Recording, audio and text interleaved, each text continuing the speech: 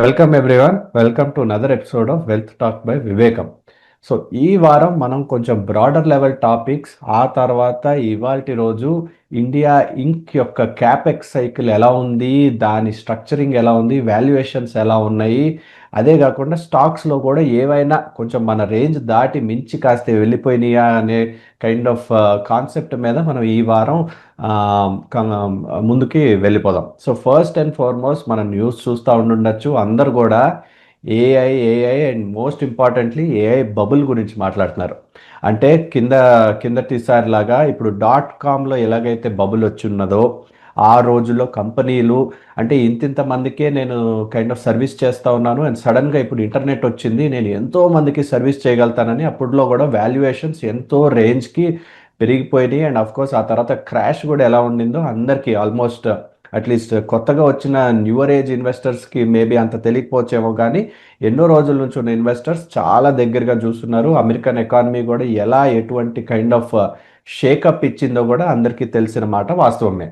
So ఇవాల్టి రోజు ఈ ఏఐ అంటే వాల్యుయేషన్స్ ఏమో ఎన్నెన్నో బిలియన్స్ దగ్గర దగ్గర ట్రిలియన్ రేంజ్కి చేరే వాల్యుయేషన్స్ ఒక పక్క అయితే, రెవెన్యూస్ ఏమో ఇంకా దానికి మ్యాచ్ అవ్వలేవేమో. అంటే ఇన్ కేస్ అలాంటి రెవెన్యూ కనుక రావాలి అంటే ఒక్కొక్క వ్యక్తి నుంచి ఆల్మోస్ట్ ఒక మంత్లీ $200 వరకు లేకపోతే ఒక $150 వరకు రెవెన్యూ చేయాల్సిన అవసరం ఉంటుంది. అప్పుడే ఆ వాల్యుయేషన్స్ ఈ రెవెన్యూస్కి మ్యాచ్ అవుతాయని న్యూస్ చుట్టుపక్కల అదే. అండ్ అఫ్ కోర్స్ గ్లోబల్ మార్కెట్స్లో కూడా అమెరికాలో కాస్త సెల్ ఆఫ్ ఏదైతే జరుగుతూ ఉందో అంతా కూడా దీనికే అట్రిబ్యూట్ చేస్తున్నారు, along with jobs report. So Prasad గారిని just will take a brief consensus. అంటే బికాజ్ మీరు దగ్గర నుంచి ఆ .com బబుల్ చూశారు కాబట్టి అట్లీస్ట్ ఇవాల్టి నాటికి how is this shaping up, అంటే ఇది కూడా ఈ కాస్త ఏదైనా బబుల్ లాగా ఫార్మేషన్ అని మీరు భావిస్తున్నారా, లేకపోతే these are also backed by certain numbers అనే మీరు అనుకుంటున్నారా? అంటే ప్రస్తుతం వరకు చూస్తే మాత్రం ఇది బ్యాక్డ్ బై అనే కన్నా బ్యాక్డ్ బై హోప్. హోప్ కూడా కరెక్ట్ చెప్పాలంటే గ్రీడ్ అని చెప్పొచ్చు. ఎందుకంటే ఏదో ఒకటో రెండో కంపెనీలు లీడర్షిప్ రోల్లోకి వెళ్తాయి. కానీ ఇప్పుడు జరుగుతుంది ఏంటంటే ప్రపంచం మొత్తం మీద ఒక రకంగా మగుటం లేని మహారాజు లాగా ఎన్విడియా ఉంటే, ఎన్విడియా కనుక పలానా కంపెనీతో ఒక చిన్న నట్టు బోల్టు కొనుక్కుంటానంటే ఆ కంపెనీ కూడా పెరిగిపోతుంది. లేదా నేను కొందాం అనుకుంటున్నాను అంటే ఆ కంపెనీలు కూడా పెరిగిపోతున్నాయి. ఇది లైక్ అంటువ్యాధి లాగా బాగా ప్రబలిపోయింది. అందువల్ల ఇందులో ఓవర్ వాల్యుయేషన్స్ ఉంటాయనే కన్నా గ్యారంటీగా స్ట్రెచ్డ్ వాల్యుయేషన్స్ ఉంటాయి. మనం గమనించాల్సింది ఏంటంటే ఎప్పుడు కూడా పిఈ రేషియోలు కనుక చూస్తున్నట్లయితే ఆ ఎన్విడియాకి విపరీతంగా పెరిగిపోయి దాదాపు most valuable company in the world అయిపోయింది ఇప్పుడు అది. అందువలన ఈ రాబోయే రోజుల్లో నుండి అంటే ఎక్కడ నుండి ఇంకా పెరగడానికి ఛాన్సు ఇప్పుడు వరకు ఉన్నట్లుగానే ఉంటుందా అంటే ఉండదు. ఇక్కడ నుంచి ఇప్పుడు ముందు వరకు ఉన్నటువంటి విపరీతమైన ఆశలు నమ్మకాలు ఉన్నాయని కూడా అదే రేంజ్ లో కంటిన్యూ అవుతాయంటే ఉండవు. అంటే గమనించాల్సింది ఏంటి, గ్రోత్ మొత్తం ఆగిపోయి వెనక్కి పడిపోయే అవకాశం లేకపోయినా ఈ గ్రోత్ సస్టైన్ అవడానికి అవకాశాలు దాదాపుగా లేవు. రియాలిటీ కొద్దిగా మైండ్ లో సింక్ అయింది కాబట్టి కొద్దిగా జాగ్రత్త పడుతున్నారు. ఇది మంచిదా కాదా అంటే ఎప్పుడు కూడా విపరీతమైన డబ్బులు కొన్ని కంపెనీలని చేసిన తర్వాత ఒక టైంలోనైనా సరే అక్కడ కొద్దిగా స్లో పాస్ చేసి ఆ డబ్బు మొత్తం సెక్టర్స్ అన్నిటికీ కూడా సర్క్యులేట్ అవుతుంది. అంటే మీరు దీన్ని ఎలా అన్వయించుకోవాలి అంటే ఈ ఏ భూమిలో మనం కూడా కాలిపోదాము అనుకుంటే దోకాలి.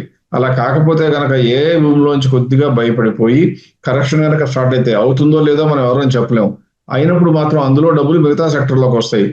స్టాక్ మార్కెట్ లో ఇన్వెస్ట్ చేసిన మనలాంటి వాళ్ళందరం కూడా ఒక కంపెనీ నచ్చకపోతే ఆ కంపెనీ నుంచి ఇంకో కంపెనీలోకి మారుతాం, కానీ ఆ ఇన్వెస్ట్మెంట్ మొత్తం అసెట్ క్లాస్ నుంచి కూడా తీసేసి ఎక్కడికో మనకి కొండ ప్రాంతాలకు వెళ్ళిపోయి సేద తీరుదామని అనుకోము. అందువలన రాబోయే రోజుల్లో రీడిస్ట్రిబ్యూషన్ ఖచ్చితంగా జరుగుతుంది. జరిగినప్పుడు ఇప్పుడు వరకు నెగ్లెక్ట్ కాబడిన అనేక ఇండస్ట్రీలు పుంజుకుంటాయి. ఇక అమెరికా గురించి మనం వదిలేస్తే ఇండియాలో మాత్రం ఖచ్చితంగా జరగబోయే సిస్టమ్ ఏంటంటే బ్రాడ్ బేస్. మనకి ఇండియాలో ఏ బేస్గా అంత విపరీతంగా లేవు. అందరికీ తెలియదు ఏంటంటే ఇండియాలో ఉన్న టెక్నాలజీ కంపెనీలు, టెక్నాలజీ బుర్రలు అంటే మన ప్రజల యొక్క మన యొక్క యంగ్స్టర్స్ దగ్గర ఉన్నటువంటి ఇంటెలిజెన్స్ ని అన్మ్యాచ్డ్ అందరికీ తెలిసింది. ట్రంప్ లాంటి వాడే ఇప్పుడు పశ్చిమ ఇండియన్స్ మాకు కావాలని కూడా చెప్తున్నారు. అందువల్ల ఇంత బుర్రలో ఉన్నటువంటి ఇండియాలో ఆ ఏ తాలూకు డైరెక్ట్ ఇన్వెస్ట్మెంట్ రాకపోయినా అక్కడ కనుక కొద్దిగా స్లో అయిపోతే వచ్చే ఇన్వెస్ట్మెంట్ ట్రిపుల్ డౌన్ ఇంపాక్ట్ ఏమొస్తుందంటే ఇండియా లాంటి కంట్రీలోకి రావటం, ఇండియాలో ఎకనామిక్ గ్రోత్ ఇంకా సస్టైన్ అవడం జరుగుతుంది. సో ఇది కరెక్షన్ వస్తే కనుక ఇండియాకి చాలా లాభం అవుతుందని మాత్రమే చెప్పాలి తప్పితే అమెరికాలో ఉన్న ఇన్వెస్టర్లు దెబ్బతింటారేమో. ఎందుకంటే S&P ఇండెక్స్ లో దాదాపుగా ఎన్విడియా 8% వరకు ఉందని చెప్తున్నారు. అంటే అర్థం ఏంటి? ఒక్క కంపెనీ మొత్తం మార్కెట్ ప్రభావితం చేస్తుంది. అది ఎన్విడియా మంచిది కాదంటే, ఎన్విడియా మంచిది, బ్రహ్మాండంగా ఉంది. కానీ గ్రోత్ ఈజ్ లిమిటెడ్. ఆకాశానికి వెళ్ళిపోవు షేర్ ప్రైస్లు. ఒక లెవెల్లోనా స్లో అవ్వాల్సిందే, ఆగాల్సిందే. కాబట్టి ఏ భూమిలో కనుక కరెక్షన్ వస్తే ఖచ్చితంగా కూడా మన వంటి కంట్రీలకి, మన కంట్రీలో ఉన్నటువంటి మంచి కంపెనీలకు విపరీతమైన అవకాశాలుగానే మనం భావించాలి. రైట్ అండి. నెక్స్ట్ టాపిక్ లోపలికి వెళ్ళే ముందు అగైన్ సింపుల్ ఒక important announcement to all our viewers. మన వివేకం టీమ్ అగైన్ ప్రసాద్ గారు, నేను and other members of our team will be coming to Bengaluru on December 20th. మనం ఎన్నో రోజులుగా కొంచెం ఫుల్ ఫ్లెడ్జ్డ్ సెమినార్, ఏదైతే సెమినార్ చేసి కొంచెం ఇన్వెస్టర్స్కి ఎక్కువ వరకు కాన్వర్జేషన్ ఎలా ఉండిందంటే, అంటే ఒక లెక్చర్ సిరీస్ లాగా ఉండే బదులుగా ఈసారి కాస్త ఎంపవర్ చేసి కాస్త ఇన్వెస్టర్స్ కూడా ఎవరైతే అటెండ్ అవుతారో మన మీటింగ్ తర్వాత కాస్త they will be in better steps then they were earlier. అంటే ఎటువంటి నెంబర్స్ చూడాలి, నెంబర్స్ నుంచి ఎటువంటి అసెస్మెంట్ చేసుకోవాలి, అసెస్మెంట్ చేసుకుని ఎటువంటి decision, data driven decision making ఎలా చేసుకోవాలో దాని గురించి స్పెసిఫిక్గా టాపిక్స్ కవర్ చేసే ప్రయత్నంగా ఈ వచ్చే నెల December 20th బెంగళూరులో చాలామంది ఆల్రెడీ రిక్వెస్ట్ చేస్తున్నారు కాబట్టి వీ హ్యావ్ ఫ్రోజన్ దాట్. ఆ లింక్ కూడా లైవ్ అయిపోయింది. మీరు కూడా తప్పకుండా రిజిస్టర్ చేసుకోండి. కొంచెం సీరియస్ లెవెల్ ఆఫ్ ఇన్వెస్టర్స్ని మేము ఇన్వైట్ చేస్తున్నాం. అంటే మా ఉద్దేశం అందరినీ కైండ్ ఆఫ్ సెగ్రిగేట్ చేయడం అని కాదు, కానీ 100% it will be a little more serious event with bit more conscious topics and results ఏదైతే ఉంటాయి ఏదైతే రిజర్వేషన్స్ ఉంటాయో కూడా అన్ని కూడా ట్యాకిల్ చేసే ప్రయత్నంగా ప్లాన్ చేస్తున్నాం. So slots will be limited. Please ensure మీరు కూడా తప్పకుండా రిజిస్టర్ చేసుకోండి. ఎందుకంటే మేము కూడా పెద్ద ఆడియన్స్కి ఓపెన్ చేసే ఉద్దేశం లేదు. సో లిమిటెడ్ స్లాట్స్ని తప్పకుండా ఫాస్ట్గా రిజిస్టర్ చేసుకుంటే మేము కూడా రిజిస్ట్రేషన్ అకౌంట్ దాటిన తర్వాత క్లోజ్ చేసే దశలోకే మూవ్ అవుతూ ఉంటాం. So again maybe 1 or 2 words about this Prasad గారు, అండ్ దెన్ మనం మన టాపిక్లోకి వెళ్ళిపోదాం. ఖచ్చితంగా యశ్వంత్, మనకి ఒక రకంగా నమ్మటానికి కూడా వీలు లేకుండా ఎలా జరుగుతుందంటే, మనం విజయవాడలో మీటింగ్ కండక్ట్ చేసిన, ఖమ్మంలో కండక్ట్ చేసిన, తిరుపతిలో కండక్ట్ చేసిన, బెంగళూరు నుంచి కూడా మనకు పార్టిసిపెంట్స్ వస్తున్నారు. అది ఒక రకంగా ఎంతో హ్యాపీగా అనిపించింది. But at the same time వాళ్ళందరినీ అంత ఇబ్బంది పెట్టడం, ఇక్కడ దాకా రప్పించడం అనేది అవసరం అంటే కాదు. Bengaluru is a major city. మనం ఎంతసేపు ఆంధ్ర, తెలంగాణ, తెలుగు వారి దగ్గరికి వెళ్దాం అనుకున్నాం, కానీ బెంగళూరులో కూడా తెలుగు కంటింజెంట్ చాలా పెద్దదని మనం గమనించాలి. అందువల్ల వాళ్ళందరూ కూడా రిక్వెస్ట్ చేశారు, మా ఊరు ఎప్పుడు వస్తారో అనడం జరిగింది. నేను కూడా వాళ్ళకి ప్రామిస్ చేయడం జరిగింది, ఖచ్చితంగా నా మనసులో పాయింట్ ఉంది అని. కాకపోతే ఈసారి మనం ఏంటంటే, ప్రధానంగా ఈ మీటింగ్ ప్రత్యేక ఆకర్షణగా ఏం చెప్పాలంటే, మామూలుగా మీటింగ్స్ లో మనం ఏం చెప్తామంటే, ఇన్వెస్టర్లు ఏం తెలుసుకోవాలనుకుంటున్నారో చూసి దాని గురించి ఎక్కువ మాట్లాడి చెప్తామని వాళ్ళకి ఏదో నేర్చుకున్న ఫీలింగ్ తో ఇంటికి వెళ్తున్నారు. కానీ ఇప్పుడు మాత్రం చెప్పేది అలాగ దేహం నుంచి మనం కండక్ట్ చేసే ఇన్ పర్సన్ సెమినార్స్ లో మాత్రం మన వీడియోలో చెప్పే కంటెంట్ కాకుండా దానికి అదనంగా చెప్పేది ఏంటంటే, ఈ మీటింగ్ వచ్చిన ప్రతి ఒక్కళ్ళు ఆ మీటింగ్ మొత్తం కనుక సీరియస్ గా జాగ్రత్తగా ఉన్నట్లయితే కొత్త పద్ధతులు తెలుసుకోవటం, తెలుసుకున్న తర్వాత దాన్ని ప్రయోగించటం, ప్రయోగిస్తే వచ్చే ఫలితాలు ఎలా ఉన్నాయో కూడా చూడటం, చూసిన తర్వాత నమ్మకంతో అయ్యే ప్రాక్టీస్ చేస్తే over a period of time maximum 2-3 months లోపల వాళ్ళు మెరుగైన ఇన్వెస్టర్లు అవడానికి కూడా అవకాశం ఉంటుంది. ఇది కేవలం మీటింగ్స్ లో వచ్చే వాళ్ళకి మాత్రమే చెప్పడానికి సాధ్యపడుతుంది. ఎందుకంటే మనకు కొద్దిగా సమయం ఎక్కువ కావాలి. అంటే ఒకసారి మొదలుపెట్టి ఎక్స్ప్లెయిన్ చేసి టెస్ట్ చేసుకోమని, టెస్ట్ చేసిన రిజల్ట్స్ బేరీజ్ వేసుకుని సాటిస్ఫై కావాలి, క్వశ్చన్స్ ఉంటే అడగాలి. అంటే బేసిక్ ఏం చేస్తామంటే, it is like a learning experience, not listening experience. Listening experience మీకు అందరికీ మేము వీడియోలో రకరకాలుగా కనబడుతూ ఉంటాం కాబట్టి వినొచ్చు. కానీ learning experience hands on training తో సహా మీరు నేర్చుకోవడానికి అవకాశం ఉండాలి. అంటే నేర్చుకున్నది ప్రాక్టికల్ లా కదా చూడాలి, చూసిందని నమ్మాలి. అలా చేయడానికి వీలుగా ఈసారి ఏం చేస్తున్నామంటే, కనీసం బెంగళూరు మీటింగ్ తో మొదలుపెట్టి వచ్చిన ప్రతి ఇన్వెస్టర్ని, వీలైనంత వరకు ప్రతి ఇన్వెస్టర్ని కూడా మీటింగ్ అయిపోయి ఇంటికి వెళ్ళేటప్పటికి I learn something that I have not been able to learn. ఇప్పటి వరకు ఎవరి దగ్గర ఏ మీటింగ్ లోనూ నేర్చుకోలేనటువంటి అంశాలు నేను నేర్చుకున్నాను. ఇది ఫాలో అయితే నా భవిష్యత్తుకి వేరొకళ్ళ మీద ఆధారపడవలసిన అవసరం దాదాపుగా ఉండదనే నమ్మకంతో పంపిద్దాం అనుకుంటున్నాం. అందువల్ల I I'm also taking it as a challenge. ఎందుకంటే ఇప్పుడు వరకు ఉన్నటువంటి నా టీచింగ్ ఎక్స్పీరియన్స్ 2 రకాలు. ఒకటి మీతో మాట్లాడేది వీడియోలో మాట్లాడటం, రెండోది నేను గతంలో చాలాసార్లు టీచింగ్ కూడా చేస్తున్నాను కాబట్టి నాకు ఆ ఎక్స్పీరియన్స్ ఉంది. మాట్లాడేటప్పుడు ప్రజలకి లేదా మన వ్యూవర్స్ కి అర్థమవుతుందా లేదా, ఉన్నటువంటి పార్టిసిపెంట్స్ అందరికీ బరిలోకి ఎక్కుతుందా లేదా చూసి అవసరమైతే స్పీడ్ కొద్దిగా తగ్గించుకోవటం, బాగా అర్థమవుతుందనుకుంటే స్పీడ్ కొద్దిగా పెంచుకోవటం, ప్రధాన ఉద్దేశం ఉన్న ప్రతి ఒక్కళ్ళకి అర్థమయ్యేట్లుగా చేయటం. అలా చేయబోతున్నాం కాబట్టి మీరందరూ వస్తారని ఆశిస్తున్నాను. వచ్చిన తర్వాత మాత్రం దయచేసి ఫోకస్ అటెన్షన్ అనేది మీరు ఆ ఒక్క మీటింగ్ లో పెట్టినట్లయితే ఆ మీటింగ్ అయిపోయేటప్పటికి నా లెక్క ప్రకారం అట్లీస్ట్ నా నమ్మకం ప్రకారం every one of you will go back extremely happy because ఇంత సులభతరంగా మన ఇన్వెస్ట్మెంట్ మనమే కండక్ట్ చేసుకోవచ్చు. వాళ్ళ మీద వీళ్ళ మీద డిపెండ్ అవ్వాల్సిన అవసరం ఎక్కడి నుంచి మనకు ఉండదు, నమ్మకంతో వెళ్ళేట్లుగా దీని యొక్క మొత్తం ఉన్నటువంటి అందులో అంశాలను కూడా పొందుపరచబోతున్నాం. This is going to be my personal guarantee that I will put in my 110%, not 100%, 110% effort to make Bengaluru investors feel late అయినా కానీ బ్రహ్మాండమైన మీటింగ్ మనకు జరిగిందన్న ఫీలింగ్ ఇవ్వడానికి ట్రై చేస్తాం. So try to register fast and then let us try to limit the audience so that మరీ అందరూ మంది ఎక్కువైపోతే మధ్య పల్సర్ అయిపోతుంది అంటారు. అలా మరీ ఎక్కువ మంది అయిపోతే మేనేజ్ చేయడం కష్టం అవుతుంది. కాబట్టి స్లాట్స్ మాత్రం ఖచ్చితంగా లిమిటెడ్ గానే ఉంటాయి. Please register. I look forward to meeting all of you. Right అండి, ఎగ్జాక్ట్గా మన యూట్యూబ్ డిస్క్రిప్షన్లో ఉంటుంది అండ్ వేరే వేరే ఫోరమ్స్లో కూడా లింక్ని లైవ్ చేసేస్తాం. సో ఆ టైమింగ్స్ అండ్ కైండ్ ఆఫ్ ఎక్కడ event Bengaluru is decided, but A venue అనేది కూడా మేబీ 1 వీక్లో ఫైనలైజ్ చేసేసి వచ్చే వారం వీడియోలో ఫైనల్ చేసి చెప్పేస్తాం. With that now let us get in to topic అండి. ఇండియా ఇంక్ అంటే ఇన్ని రోజులుగా మనం చూస్తున్నాం ఆల్ టైమ్ హై రీచ్ అయిద్దేమో అని అనుకున్నాం. ఫ్రైడే నాటికి ఆల్మోస్ట్ గ్లోబల్ మార్కెట్స్ని ట్రాక్ చేస్తూ కాస్త మళ్ళీ కరెక్ట్ అయిన నిఫ్టీని చూస్తూ ఉన్నాం. బట్ ఈ ఆల్ టైమ్ హై ఎంతో దూరంలో లేదు.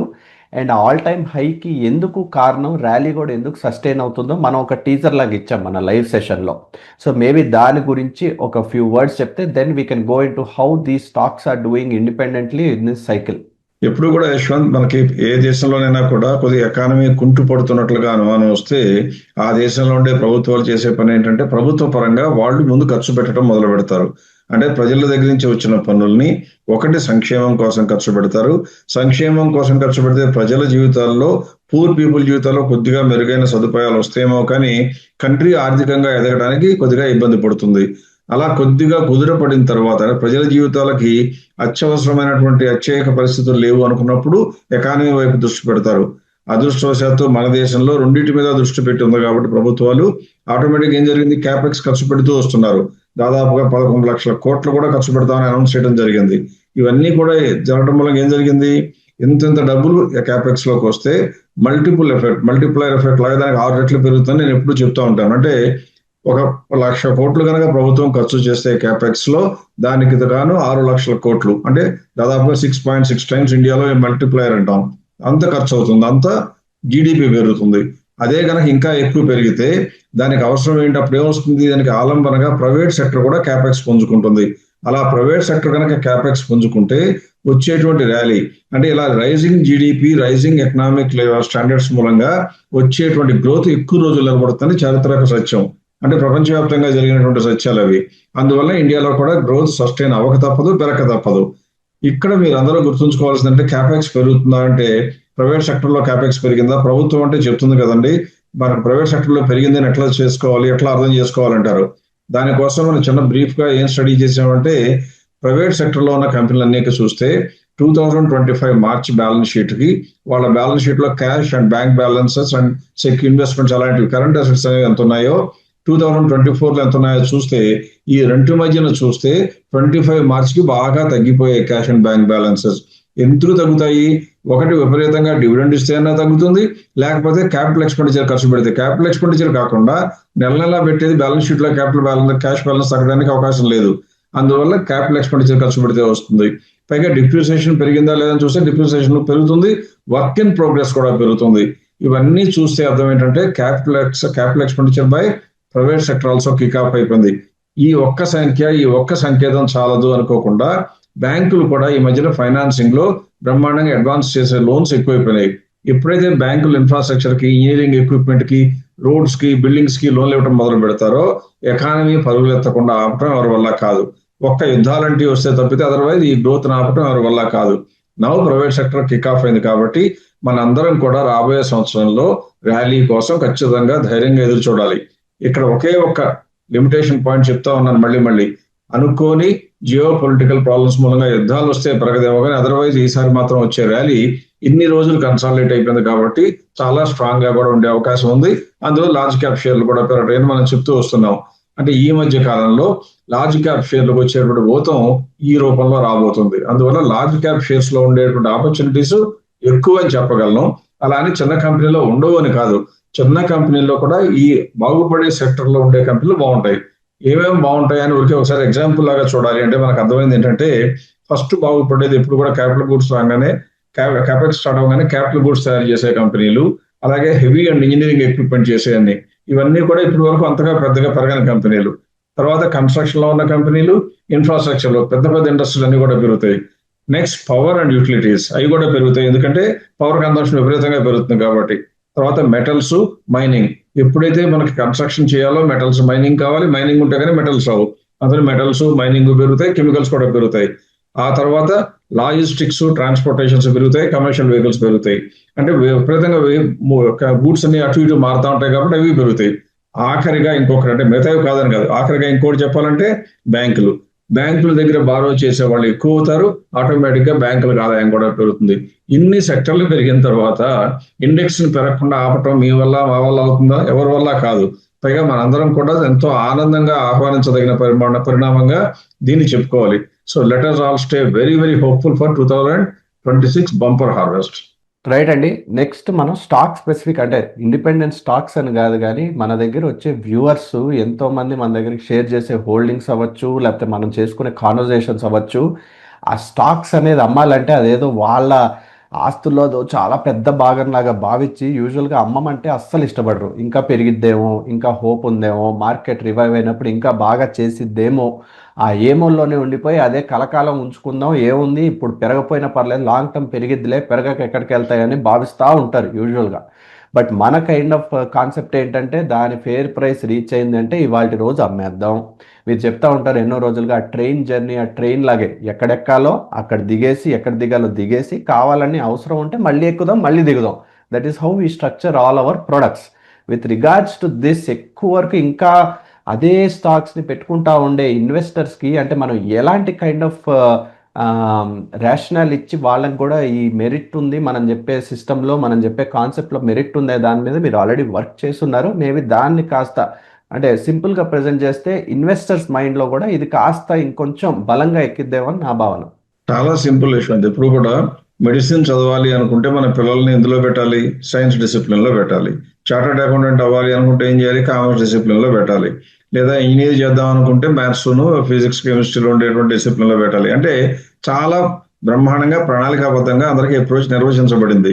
కానీ మనకి స్టాక్ మార్కెట్ లో మాత్రం ఎవరికి వారే ఏమైనా తీరేలాగా ఇంకా పెరుగుతుందని ఎవరన్నా పొరపాటు మాట అంటే మనకి షేర్ అమ్మబుద్ధి కాదు. అది బాగా పడిపోతుందని చెప్తే ఉన్న షేర్ కూడా టకామని పెర్ఫార్మెన్స్ బాగున్నా అమ్మివేయడం జరుగుతుంది. బయట వాళ్ళ మాటల మూలంగా మనకు బయాస్ రాకుండా ఉండాలి అంటే మనకంటూ ఒక అంచనా ఉండాలి. ఒకవేళ మీకు వ్యక్తిగతంగా రిటైల్ ఇన్వెస్టర్ గా మీ శక్తియుక్తులు కొద్ది గొప్ప పరిమితం కాబట్టి మీకు ఆ కెపాసిటీ లేకపోతే మన అందరం కలిపి ఒక సమూహం లాగానో ఒక గ్రూప్ లాగానో వెల్ మీనింగ్ పీపుల్, అంటే మీకు మంచి జరగాలి మేము, మాకు కూడా కొద్ది గొప్ప మంచి జరగాలి మీరు అనుకుంటున్నారు కాబట్టి మన అందరం ఏం చేస్తున్నాం? ఒక common accepted approach, mostly successful, not always successful, mostly successful approach ప్రకారం ఫెయిర్ ప్రైస్ వస్తే అమ్ముదాము. ఎందుకు అంటే ఈ కంపెనీ తక్కువలో ఉన్నప్పుడు మనం ఐడెంటిఫై చేసాం, ఫెయిర్ ప్రైస్ వస్తే అమ్ముకుంటే ఇలాగే తక్కువలో ఉన్నటువంటి కంపెనీలు చాలా ఉంటాయి, గ్రోత్ కంపెనీలు, కాబట్టి కొనుక్కోవచ్చు నమ్మకంగా ఎగ్జిట్ కామని చెప్తుంటాం. ఇవాళ మొత్తం కూడా ఫోకస్ ఏం చేద్దాం అంటే ఒకే వారంలో స్టాక్ మార్కెట్ మొత్తాన్ని మదింపు చేయడం కష్టం కాబట్టి ఇవాళ నేను ఏం చేస్తానంటే నేను చూపించే స్టాటిస్టిక్స్ కానీ కంపెనీలన్నీ కూడా ఓన్లీ లార్జ్ క్యాప్, అంటే 50,000 కోట్ల కన్నా ఎక్కువ ఉన్న మార్కెట్ క్యాప్ ఉన్న స్టాక్స్ లోనే కనుక చూస్తే మనకి ఈ మధ్య కాలంలో ఎలా జరిగిందో చూసే ప్రయత్నం చూద్దాం. ముందు నేను చూపిస్తుంది ఏంటంటే ఈఎంపీ ఎగ్జిట్. ఇప్పుడు ఒకసారి స్క్రీన్ మీద ఉన్న డేటా మీరు చూస్తే ఈ సంవత్సరం అంటే సెప్టెంబర్ రిజల్ట్స్ వచ్చిన తర్వాత, అంటే దాదాపు అక్టోబర్ 10 నుంచి అక్టోబర్ 1వ తారీఖు నుంచి మనం సెప్టెంబర్ అయిపోయిన తర్వాత ఎన్ని కంపెనీలు ఇలా EMP expected market price reach అవడంతో అమ్మివేమని చెప్పామో చూపిస్తున్నారు. అంటే అర్థం ఏంటి? ఒకవేళ ఇందులో ఉన్న కంపెనీలు మీ పోర్ట్ఫోలియోలో ఉంటే మీరు ఇప్పటికైనా అమ్ముకోవటం బెటర్ అని చెప్పడం, అంతేగాని అమ్మండి అని చెప్పడం కాదు. అమ్ముకోవటం బెటర్ మా ఉద్దేశం ప్రకారం. మీ ఆలోచన, మీ డెసిషన్ మీ ఇష్టం. ఇక్కడ చూస్తే దాదాపుగా 15 కంపెనీలు వచ్చిన స్క్రీన్ మీద కనబడుతున్నాయి. ఆనందరాతి వెల్త్ దగ్గర నుంచి మొదలుపెట్టి Ashok Leyland, CPCL, GM breweries, granules India, Hindustan copper, చాలా ఉన్నాయి, జెన్ టెక్నాలజీస్ తో సహా అన్ని కంపెనీలు ఉంటే ఆల్ఫాబెటిక్ ఆర్డర్ లో పెట్టిన తర్వాత మీకు వెసులుబాటు, మీకు కొద్దో గొప్ప కనువిప్పు కలగాలని ఉద్దేశంతో ఏం చేసామంటే ఇందులో ఎగ్జిట్ అప్రూవ్ చేసింది ఎప్పుడు, ఏ రోజున ఎగ్జిట్ అమ్మమని చెప్పాం, ఆ రోజున రేట్ ఎంత ఉండింది, ఆ తర్వాత ఇవాళ ఏ రోజున రేటు చూస్తున్నాం అంటే ఇవాళ రోజున అంటే దాదాపు నిన్నటి వరకు, నిన్న థర్స్డే కాబట్టి నవంబర్ 20th వరకు రేట్ ఎంత ఉంది అంటే ఎంత తగ్గిందో పెరిగిందో కూడా పక్కన వేయడం జరిగింది. ఇవన్నీ చూస్తే మీకు అర్థమయ్యేది ఏంటి, ఒకటో రెండో కంపెనీలు మనం అమ్మిన తర్వాత కూడా పెరగచ్చు, ఇంకా తర్వాత కూడా పెరగచ్చు. కానీ మనకు కావాల్సింది ఏంటంటే మన జర్నీ ఆ కంపెనీలో ఆ రేటు వద్ద ఆగిపోయింది. తర్వాత తగ్గితే మనం ఆనందపడద్దు, పెరిగితే బాధపడవద్దు. ఎందుకంటే అమ్మిన డబ్బుల్ని మనం వేరే మంచి కంపెనీలో కొనుక్కుంటాం కాబట్టి మనం కంగారు పడవలసిన విషయం రాకూడదు. అంతేగాని నేను అమ్మిన తర్వాత పెరగకూడదు, నేను కొన్న తర్వాత తగ్గకూడదు అంటే రోజు మొత్తం కాదు, సంవత్సరంలోన 365 రోజులు అశాంతితోనే బతకవలసి వస్తుంది. అలా ఎప్పుడైతే అటువంటి విపరీతమైన కోరికలు కోరటం మానేస్తామో మన యొక్క జర్నీ బాగుపడుతుంది. అందులో ప్రధానంగా నేను చెప్పింది ఏంటంటే ఇవన్నీ కూడా ఈఎంపీ ఎగ్జిట్. ఇందులో కనుక మీకు ఏదైనా స్టాక్స్ ఉంటే మా అంచనా ప్రకారం మీకు ఇంకా ఉంచుకోవడం పెద్దగా మంచి పద్ధతి కాదు, అయినా ఉంచుకుంటానంటే మీ ఇష్టం. రైట్ అండి. ఇప్పుడు ఇదే దశలో అంటే మీరు ఈఎంపీ రీచ్ అవ్వడం గురించి డిస్కస్ చేశారు. అంటే మనం ఇంకొక కారణం వల్ల కూడా స్టాక్స్ నుంచి ఎగ్జిట్ అవ్వాల్సిన అవసరం ఉందని భావిస్తాం. అదేంటంటే రిజల్ట్స్ బాగున్నప్పుడు. సో రిజల్ట్స్ బాగున్నప్పుడు అంటే that is the biggest red flag for us. Why should we continue to hold this poor performer? Poor performer అంటే అగైన్ ప్రైస్ మూవ్మెంట్లో కాదు, ఆపరేషన్స్ పరంగా సఫర్ అయితే మనం ఏ రోజులో కొన్నాం, ఎంతకి కొన్నాం అనేది market does not care a dam. And మనం కూడా కాస్త అంటే దానికి దూరంగా పెట్టేసి ప్రైస్ మనం ఎంతలో కొన్నాం యావరేజ్ అవుట్ చేసుకుందాం, యావరేజ్ చేసే అవకాశం ఉందేమో, బాలేని పర్ఫామ్ చేయని స్టాక్ వైపు వీ షుడ్ నాట్ త్రో. అంటే చెప్తా ఉంటారు we should not throw good money against bad money అని, దట్స్ నార్మల్ సేయింగ్. సో ఈ పర్ఫార్మెన్స్ బాగోలేని స్టాక్స్ నుంచి కూడా ఎగ్జిట్ అవ్వాలని మనం చెప్తా ఉంటాం. అండ్ మేబీ వాటిల్లో కూడా ఏమైనా ఎగ్జాంపుల్స్ ఉంటే వాటిని కూడా కొంచెం బ్రీఫ్గా అయినా కవర్ చేసేద్దాం. తప్పకుండా యశ్వంత్. ఎప్పుడైనా సరే మనకి రిటైల్ ఇన్వెస్టర్ మేము తరచి చెప్పేది ఏంటంటే మీకున్న ప్రతి స్టాక్ పెర్ఫామ్ చేస్తూ ఉండాలి. పెర్ఫామ్ అంటే రేటు పెరగటం కాదు, అది మీ చేతుల్లో మన చేతుల్లో లేదు. ఆ ప్రతి స్టాక్ దాని బిజినెస్ లో మాత్రం బాగుండాలి. అటువంటి కంపెనీలే మన దగ్గర ఉండాలి. ఎప్పటి వరకు ఉండాలి? ఫెయిర్ ప్రైస్ వచ్చే వరకు. ఫెయిర్ ప్రైస్ వస్తే కనుక అమ్మేసి మళ్ళీ అలాంటి కంపెనీలు ఇంకొకటి కొనుక్కోవాలని చెప్తా ఉంటాం. అలా చేస్తే లాంగ్ టర్మ్ లో లాభాలు రాకుండా అవడం ఎవరి వల్ల కాదు. అది ఎన్నోసార్లు ప్రూవ్ చేయబడినటువంటి ఫ్యాక్ట్. ఇక్కడ నేను ఇవాళ ఏం చూపిస్తున్నాను, ఇప్పుడు స్క్రీన్ లో పూర్ రిజల్ట్స్ రావటం మూలంగా అక్టోబర్ 1వ తారీఖు నుంచి మొదలు పెడితే ఇప్పటి వరకు ఎన్ని కంపెనీలు అమ్మమని చెప్పామో చూస్తే మీకు స్క్రీన్ మీద కనబడుతున్నట్లుగా 21 కంపెనీస్ రిజల్ట్స్ బాగాలేక అమ్మివేయటం జరిగింది. ఇక్కడ మీకు ఒక్కొక్కసారి చాలా కేర్ఫుల్ గా చూస్తాం మన వ్యూవర్స్. ఒక్కొక్కసారి నేను ఐ కెనాట్ స్టాప్ కమెండింగ్. ఎంత బ్రహ్మాండంగా చేస్తున్నారంటే చిన్న పొరపాటు దొరికితే దాన్ని కూడా చూపించి చాలా మర్యాదపూర్వకంగా మాకు రాస్తున్నారు. మీరు చెప్పిన స్లైడ్ లో ఫలానా తారీఖున ఫలానా రోజున ఫలానా లైన్ లో ఇలా పొరపాటు జరిగినట్టుంది చూసుకోగలరు అంటున్నారు. ఎక్కువ సార్లు వాళ్ళు పొరపాటు పడున్నా ఒక్కొక్కసారి మేము నిజంగా తప్పు చేసింది కూడా కనబడుతుంది. ఇదంతా కూడా మ్యూచువల్లీ మనం ఒకరికొకరు కలిపి సమూహంగా మంచి బెటర్ అవుట్పుట్ తెచ్చుకోవడానికి ప్రయత్నిస్తున్నాం కాబట్టి అది మేము చిన్నతనంగా ఫీల్ అవ్వము, బాధపడం. ఖచ్చితంగా మీరు చెప్పాలి, తప్పులుంటే మేము సరిదిద్దుకోవాలి. అలా తప్పు చూపిన వాళ్ళని ఖచ్చితంగా మెచ్చుకోవాలి. ఇక్కడ చూస్తుంటే ఇక్కడ కొన్ని క్వార్టర్లో చూస్తే మీకు 2025 03 అని కొన్ని 06 అని ఉన్నాయి. అంటే అర్థం ఏంటంటే ఈ కంపెనీలని మన ప్రోడక్ట్ లో లేదా మన క్లయింట్స్ కి ఆ క్వార్టర్ రిజల్ట్స్ ఆధారం చేసి కొనమంటం జరిగింది. ఆ తర్వాత ఇప్పుడు వచ్చేటప్పుడు రిజల్ట్స్ ఇప్పుడు బాగాలేకపోవడంతో అమ్మివేయడం జరిగింది.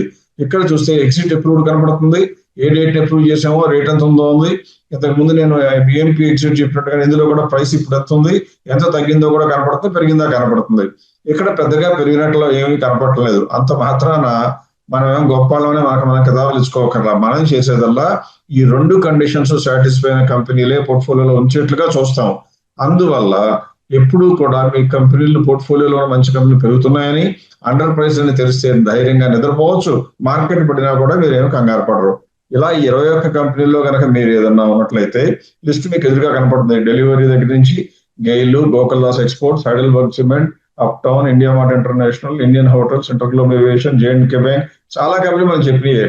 అందులో పర్టికులర్ గా నాట్కో ఇండస్ట్రీస్ ఉంది చూడండి. నాట్కో ఇండస్ట్రీస్ కూడా మనం అమ్మివేయమని చెప్పడం జరిగింది. మనం అమ్మివేయమని చెప్పిన కొద్దిగా పెరిగింది, that's okay. But still that's bad company, bad results, bad company కాదు. కాబట్టి మనం చేయవలసింది ఏంటి, ఏ కంపెనీ అయినా సరే మనకి ఏమాత్రం ప్రేమ లేకుండా రిజల్ట్స్ బాగాలేకపోతే అమ్మేస్తాం. అది మనం గుర్తుపెట్టుకుంటే చాలు. ఈ 21 కంపెనీస్ లో కూడా మీకు ఏదైనా ఉంటే ఇప్పుడు కన్నా జాగ్రత్త పడతారని ఆశిస్తున్నాను. రైట్ అండి. ఇప్పుడు సో మనం ఏది ఎగ్జిట్ అవ్వాలి, EMP and of course performance బాగోలేని స్టాక్స్ గురించి చెప్పాం. And of course $100 $1 million question ఏంటంటే ఇప్పుడు ఈ రోజు ఏం కొనాలి అని అడుగుతూ ఉంటారు. అగైన్ ఏం కొనాలి అనే బదులుగా మనం ఎలా ఫ్రేమ్ చేస్తామంటే ఎటువంటి స్టాక్స్కి స్కోప్ టు గ్రో కాస్త ఎక్కువగా ఉన్నట్టుగా మనం భావిస్తున్నామో మేబీ వాటిల్లో స్పెసిఫిక్గా లార్జ్ క్యాప్, ఎందుకంటే ఎప్పుడు వరకు లార్జ్ క్యాప్లో అటువంటి ఎప్రిసియేషన్ ఉందంటే 100% you should pay very very key attention to it. Large cap స్టాక్స్లో ఏవైనా కాస్త ప్రాస్పెక్ట్స్ బాగున్నట్టుగా మీరు భావిస్తున్నారా?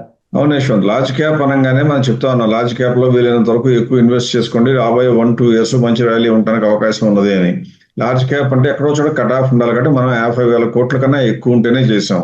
ఇక్కడ ఇన్వెస్టర్స్ అందరూ గమనించాల్సిందంటే 6,000 కంపెనీలు ఇండియాలో ఉంటే అందులో 50,000 కన్నా కోట్లు ఎక్కువ ఉన్నాయి కూడా చాలా ఉంటాయి. అన్ని కంపెనీలు ఇక్కడ ప్రజెంట్ చేస్తే కన్ఫ్యూషన్ తప్పితే ఉపయోగం ఉండదు. అందువల్ల నేను ఇక్కడ ఇవాళ మీకు ప్రజెంట్ చేసే దాంట్లో ఏం చేస్తానంటే 50,000 కోట్ల కన్నా ఎక్కువ ఉండి అవి రిజల్ట్స్ డిక్లేర్ చేసినప్పుడు బాగుండి, ఆ డిక్లేర్ చేసిన సమయంలో కనుక 30% కన్నా ఎక్కువ గ్యాప్ ఉంటే మన ఫెయిర్ ప్రైస్ కి అవి మాత్రమే ఇన్వెస్ట్మెంట్ గ్రేడ్ అని చెప్తాం. అంటే అర్థం ఏంటి, ఒకవేళ ఒక కంపెనీ కనుక అక్టోబర్ 10వ తారీఖు రిజల్ట్స్ డిక్లేర్ చేస్తే అదే మొదటి కంపెనీ కనుక అనౌన్స్ చేసినట్టుంటే దానికి 32% గ్రోత్ ఉంటే అది కూడా మన లిస్ట్ లోకి వస్తుంది. ఆ తర్వాత వచ్చిన కంపెనీల్లో 35-40% ఉన్నా కూడా లిస్టులోకి రాకపోవచ్చు.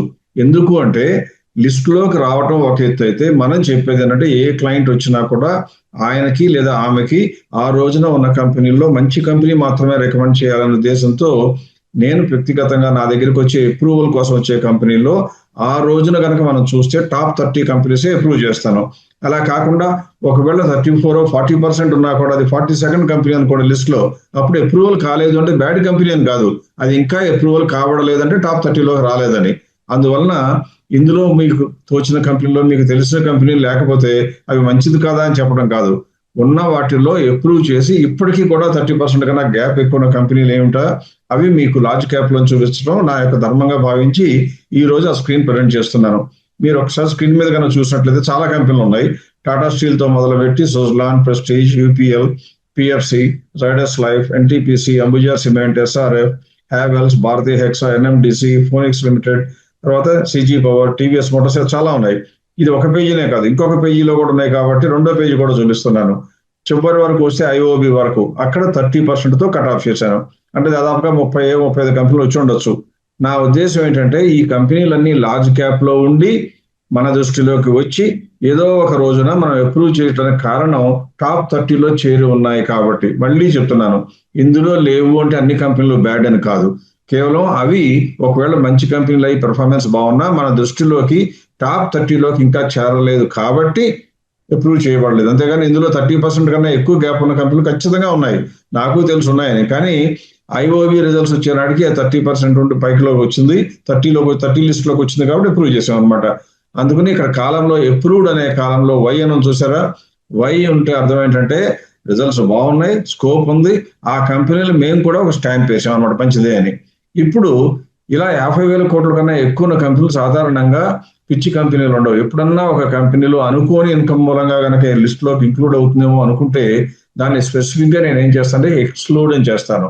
అలాగే ఏదన్నా ఒక కంపెనీలో కనుక షేర్స్ ఉన్న కంపెనీలో ఉన్న షేర్స్ లో 90-95% ప్రెడ్జ్ చేసి ఉన్నాయి అనుకోండి, అప్పుడు ప్రమోటర్స్ యొక్క ఫైనాన్షియల్ కండిషన్ వీక్ కాబట్టి ఎప్పుడన్నా ఒకవేళ కనుక మార్కెట్ ఇంకా పడితే ఆయన ఎవరి దగ్గర అయితే డబ్బులు తీసుకున్నారో వాళ్ళు ఆ కంపెనీలు అమ్మేస్తే షేర్ మరీ అట్టడుక్కి పడిపోతుంది కాబట్టి ఆ కంపెనీలు కూడా ఎక్స్క్లూడ్ చేస్తాం. అలా ఇంత పెద్ద కంపెనీల్లో కూడా అటువంటివి ఉంటాయా అని మీకు అనుమానం వస్తుందేమో. ఒక్కొక్కసారి ఒక్కొక్క కారణం.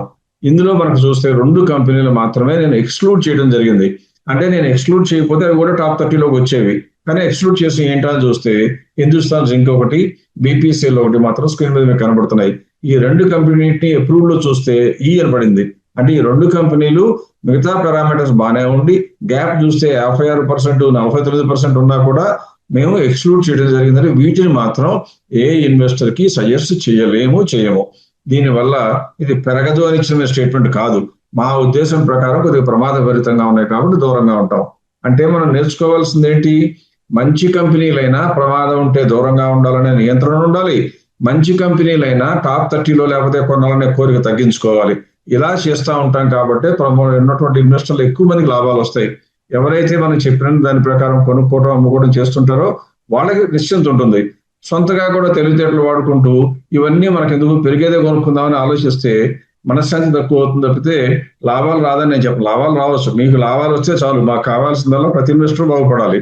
కానీ బాగుపడేది కనుక సరైనటువంటి నిర్వచనం, సరైనటువంటి దిశల ప్రకారం కనుక కలుగుతున్నట్లయితే వాళ్ళకి లాంగ్ టర్మ్ లో లాభాలు వస్తాయి.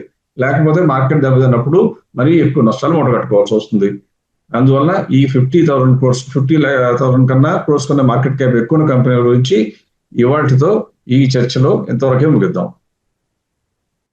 రైట్ అండి, మనం విత్ దట్ ఈ వారం కంక్లూడ్ చేద్దాం. కొంచెం లాంగ్ అయినా స్టాక్స్ ఎక్కువ కవర్ చేసాం కాబట్టి I'm hoping it will be useful for again all the investors.